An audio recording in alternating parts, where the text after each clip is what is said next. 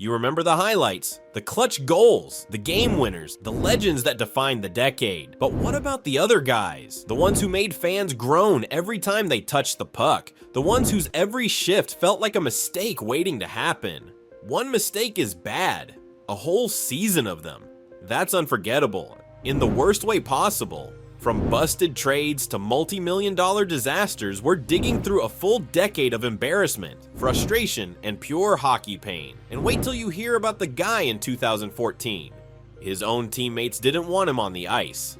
Stick around, because at the end of this video, we'll reveal the one player who somehow made it through the entire decade without ever living up to the hype. And trust us, it'll make you rethink everything you know about loyalty in the NHL. 2010, the collapse of Jason Blake. Jason Blake had once been a 40-goal scorer, but by 2010, he was a walking disaster. With the Anaheim Ducks that season, Blake racked up just 16 goals and 32 points in 82 games. Mediocre, but not career-ending, except for the brutal reality that every possession felt like chaos. Turnovers galore, penalty minutes piling up, and at 5'10", he wasn't winning battles or driving play. He was overpaid, underperforming, and somehow still getting top 6 minutes. Ducks fans were baffled. The team missed the playoffs by 2 points. Would it have made a difference if Blake wasn't out there coughing up the puck? Maybe not, but it sure didn't help. 2011, Nikita Filatov's vanishing act. Nikita Filatov was supposed to be elite. Drafted 6th overall in 2008, the Blue Jackets thought they had a future star. By 2011, he was basically gone. He played just 9 NHL games that season with the Ottawa Senators and scored a grand total of 1 point. He spent more time in the press box and AHL than on the actual roster. Reports said coaches didn't trust him, teammates couldn't read him, and the effort wasn't there. Filatov ended the season back in Russia. At 21, his NHL career was basically over. A top 10 pick turning into a complete ghost? That's more than a bust, that's franchise damage.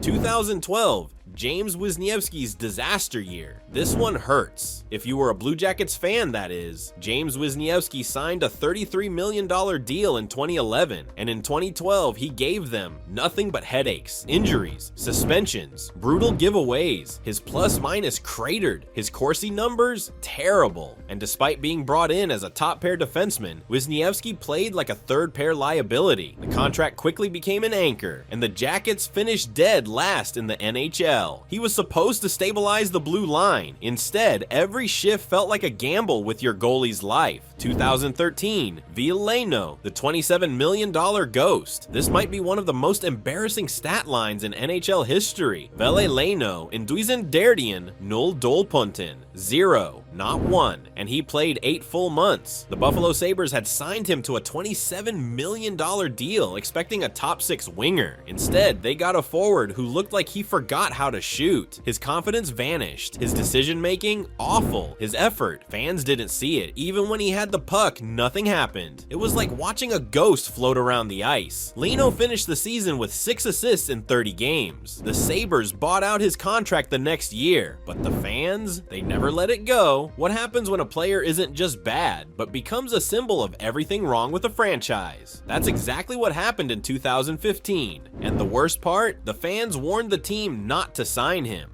2014, David Clarkson, the Leaf that never turned over. This one's infamous. David Clarkson had one decent year in New Jersey. So naturally, the Toronto Maple Leafs gave him a $36.75 million contract. It took almost no time to blow up. Clarkson got suspended in the preseason for leaving the bench to fight. Then, in his first year with the Leafs, 5 goals in 60 games. 5. He couldn't keep up. He couldn't finish. His hands turned to stone, and Leafs fans were left wondering how management ever thought he was worth the money. It wasn't just a bad contract, it was a disaster so big that Toronto literally paid Columbus to take it off their hands. Even today, Clarkson is still considered the worst signing in Leafs history, maybe the worst in modern NHL history, period. 2015, Zack Cashian's meltdown. Zack Cashian had talent, but 2015 showed the world just how quickly a promising career can derail. He was traded to the Montreal Canadiens that summer. and never played a game for them. A car crash linked to substance abuse issues ended his preseason. The team suspended him, then traded him for spare parts. When Cashian did return to the league with Edmonton, he was slow, inconsistent, and constantly in trouble, on and off the ice. He looked like a player who had already mentally checked out. By the time fans even learned his new number, he was either scratched or benched. 2016, Nail Yakapov, the fall of a first overall. This one stings because it was so obvious. Nail Yakapov, drafted first overall in 2012, was supposed to be a goal-scoring phenom. By 2016, he was completely unraveling. That year, he played 60 games for the Oilers and scored 3 goals. He couldn't backcheck, he couldn't win puck battles, and he looked completely lost without the puck. His hockey IQ was constantly questioned. His defensive metrics were among the worst in the league, and by the time the season ended, even Edmonton, who gave everyone a second chance, wanted nothing to do with him. A #1 pick failing this hard, that's generational disappointment. 2017, Matt Beleskey's big bust. The Bruins saw playoff magic in Anaheim and thought Matt Beleskey could be a power forward star. They gave him $19 million.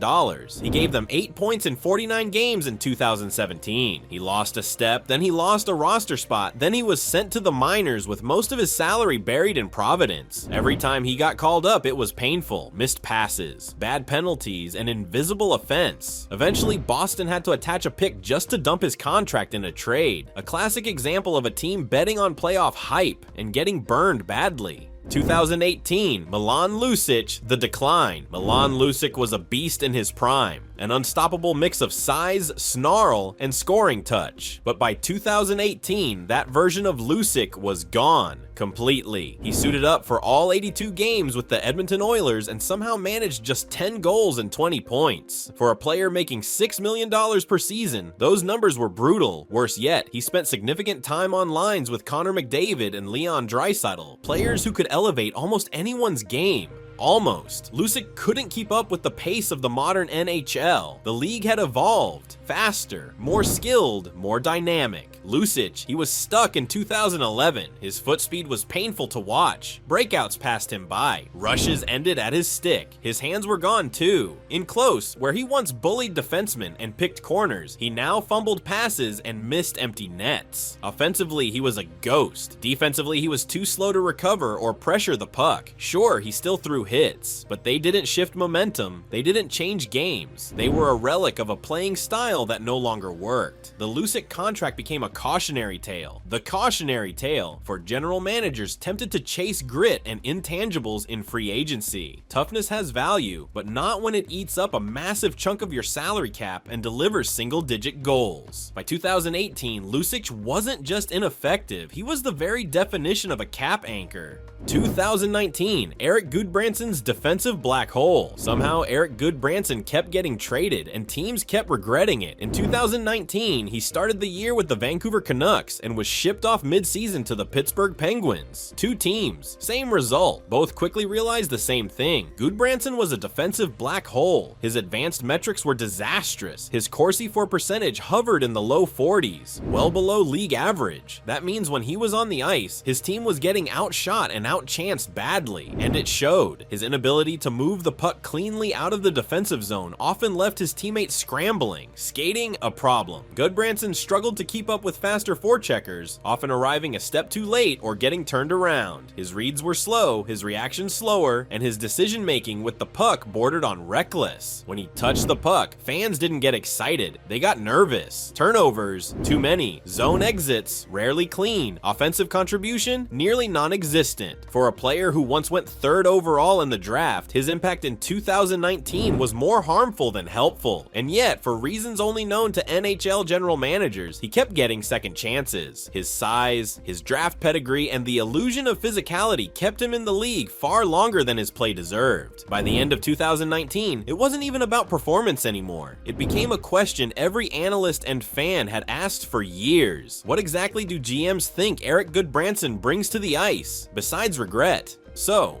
who was the worst player of the 2010s? It has to be David Clarkson, not because he had the worst stats, but because he symbolized everything wrong with bad contracts, bad scouting, and blind optimism. Toronto handed him $36.75 million and got a bottom six grinder who immediately got suspended, scored just 5 goals, and became a running joke in hockey circles. And the wildest part, he still got paid like a superstar. So the next time someone tells you you can't have a bad contract in the cap era, just show them this list. These weren't just bad players, they were disasters that dragged down entire teams, burned millions in cap space, and broke fan bases in the process. Subscribe if you've ever yelled at your TV while watching a guy blow a 3-on-1. Drop a comment. Who do you think was the worst player of the 2010s? Did we miss someone worse? Let's give the spotlight just this once to the guys who made us scream, why is he still on the ice?